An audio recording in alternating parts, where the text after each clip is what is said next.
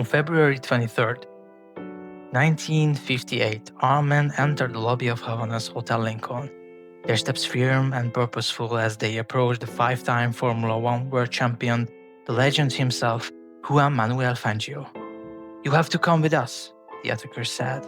At first, Fangio thought it must be some kind of joke, perhaps a Cuban version of a hidden camera prank that didn't actually exist. But initial confusion quickly gave way to a chilling fear that seemed to congeal in his veins. The assistants ordered the security personnel present not to move. The driver, frightened yet composed, obeyed. They escorted him to a black Plymouth and vanished into the Cuban night. Stay with me, because I'm not only about to recount a dramatic moment in the life of one of the Formula One's greatest legends, but also the story of how Juan Manuel Fangio went from being one of the greatest racing drivers in history to becoming the central figure in a political power play in Cuba.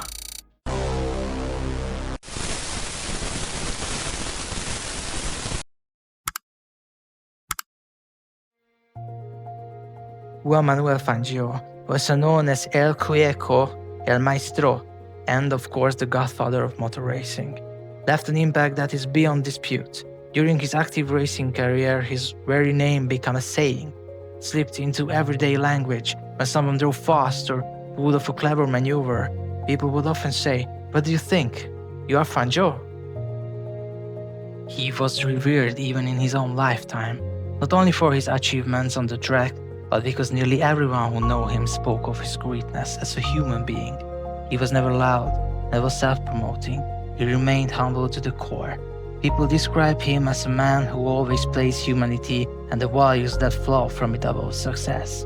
He was friendly, a true gentleman who came from modest beginnings and never forgot where he came from. Even before the age of the internet and social media, he was a global superstar without the airs and pretensions of celebrity. And that in an era when Formula One was a very different sport, with only a fraction of the popularity it enjoys today.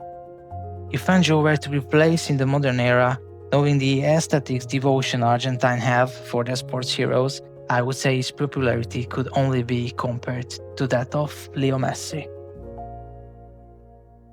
Fangio was born on June 24, 1911, in Valcarce, Argentina, the child of Italian immigrants.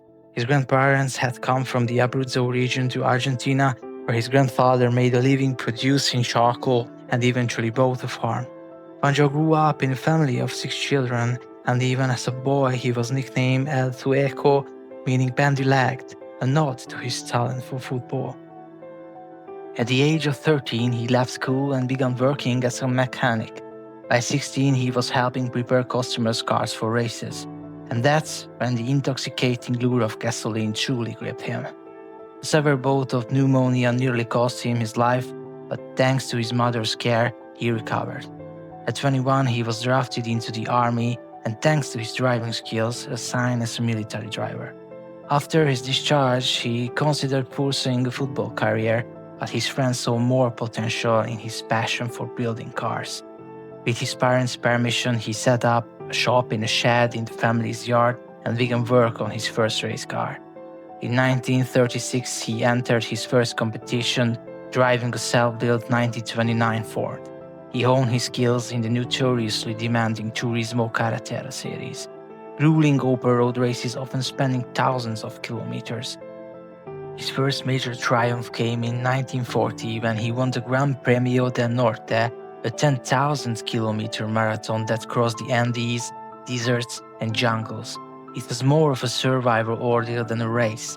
Engine failures, crashes, oxygen-starved mountain passes, and 240 kilometers of deserts without water. One night their headlight fell off and his co-driver had to tie it back on with a necktie. Time and again, they repaired the car themselves on the roadside. Fangio's reputation kept growing. By 1941, he was winning races in Brazil, but in 1942, the war abruptly halted his career. From 1946, he returned to racing, now with the backing of the Argentine government. Then in 1948, tragedy struck. During the 9,500-kilometer Buenos Aires-Caracas race, In foggy and slippery conditions, he took a corner too fast. The car plunged off an embankment. His navigator, Daniel Urrutia, was killed. Fangio himself was badly injured. He thought his career was over and swore he would never race again. But fate had other plans. The Argentine state bought him a Maserati and at the end of 1949 sent him to Europe. That journey marked the beginning of Fangio's legendary Formula One career. As we mentioned earlier, Formula One back then was very different from what is it today. The cars they race, so undeniably beautiful, they remind us more of rolling torpedoes, often ones from which the drivers didn't come out alive. For a long time there was no proper bodywork to protect the drivers, no seatbelts, no fire protection. The races were longer, technical problems far more common. By the end of the race, drivers' hands were often blistered from the heavy steering and gear changes, and their faces sometimes blackened with soot. It was easy to suffer burns. The rushing wind tore at their skin, and helmets were more symbolic than real protection. You could say this was the Wild West of motor racing, where death roamed the chicanes like it owned the place. Death's shadow passed over Fangio more than once. Once during the already mentioned accident where he lost his friend, and again in 1952 at Monza, where he suffered a severe crash with loss of consciousness. Before the race, he had been forced to drive on mountain roads through the Alps at night, arriving only half an hour before the start. He reached Monza at 2 p.m., which meant Fangio had to start from the very back of the grid. But on the second lap, he lost control of his car, crashed into a grassy area, and was thrown from the vehicle as it flipped upside down and slammed into trees. He was taken to the hospital in Milan with multiple injuries, the worst being a broken neck. Fangio spent the rest of 1952 recovering in Argentina. In a later interview, he said that he had 2 very serious accidents in his life, and both were caused by physical exhaustion. Back then, pilots were dying roughly every 2 weeks, sometimes 3, 4, even 5 times a year. Jackie Stewart, another F1 legend, once shared a chilling story.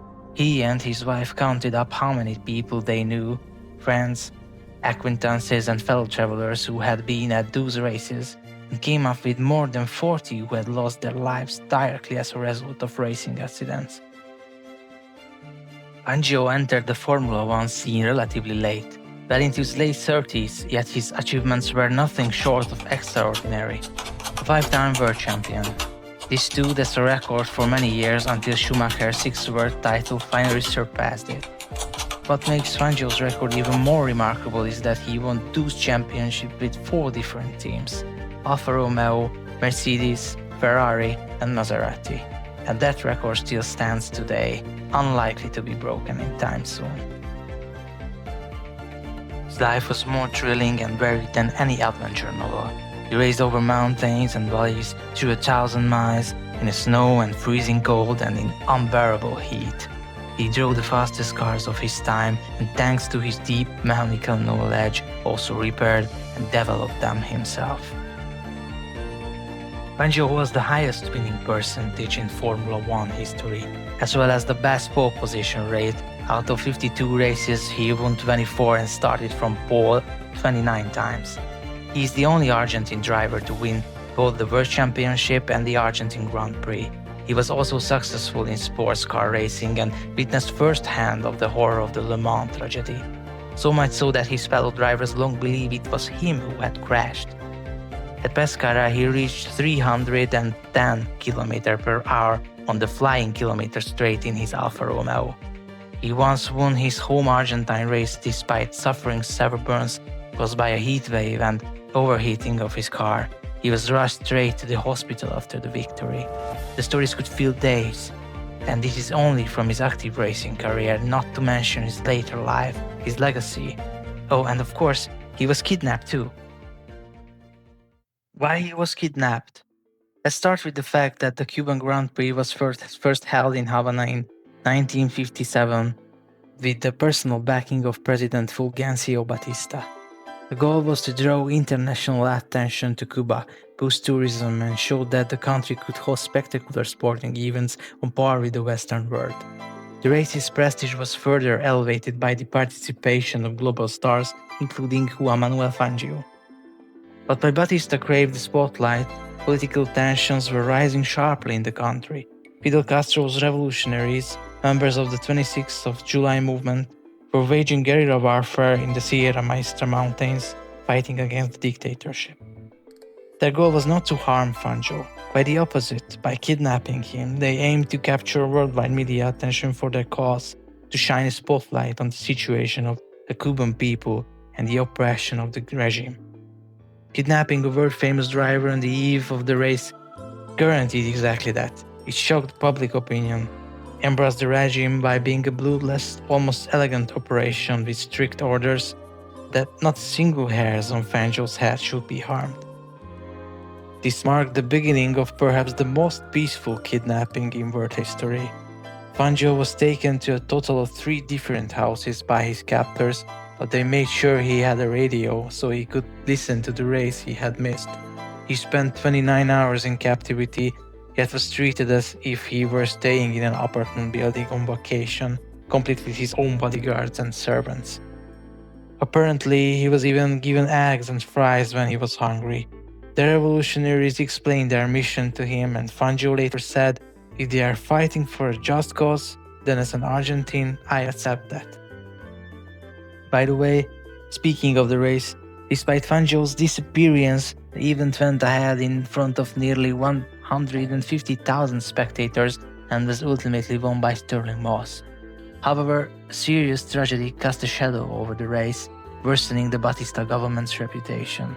Armando Garcia Cifuentes lost control of his red and white Ferrari on an oil-slick section of the track and crashed into the crowd. At least 6 people were killed and more than 30 injured. Later, under the cover of night, Fangio was released at the Argentine embassy. Interestingly, this event is considered significant both from the perspective of the Cuban Revolution and in relation to Fangio's own retirement, which follows shortly afterward. The operation was essentially a success. It caused a huge stir and was widely reported, but since Fangio was released unharmed, it didn't provoke any sports political outrage. On January 1st, 1959, Castro's rebel march into Havana, declared victory, took power, and the 1959 Cuban Grand Prix was promptly cancelled. Fangio was returned to Cuba several times later. For example, in 1981, he was invited as a guest of honor and warmly welcomed as an old friend. Whenever asked about the kidnapping, he always emphasized that he did not see it as a personal attack. The kidnapping had political aims, and if it served a just cause, he was completely fine with it. The University of Sheffield conducted a data-driven study which, after filtering out of the effect of teams and cars, concluded that Juan Manuel Fangio is statistically the greatest driver of all time. Of course, this is more of an exciting and thought-provoking study than an absolute fact, since variables and conditions have changed so much over the decades that we are practically not even talking about the same sport anymore. In fact, different eras feel like entirely different sports, making direct comparisons almost impossible. Another interesting point from the study is that the car and the team played a leading role in success. The role is 6 times more important than the driver himself. For example, the driver's skill is relatively more crucial on street circuits, where the driver's ability carries greater weight and the team's influence diminishes. One way or another, it's undeniably that Fangio was one of the greatest and most influential drivers of all time, and according to fate and his contemporaries, a truly remarkable human being as well. Thank you for joining us. If you found this interesting and want to see more videos about the world of sports, make sure to follow the channel. See you later. Alligator.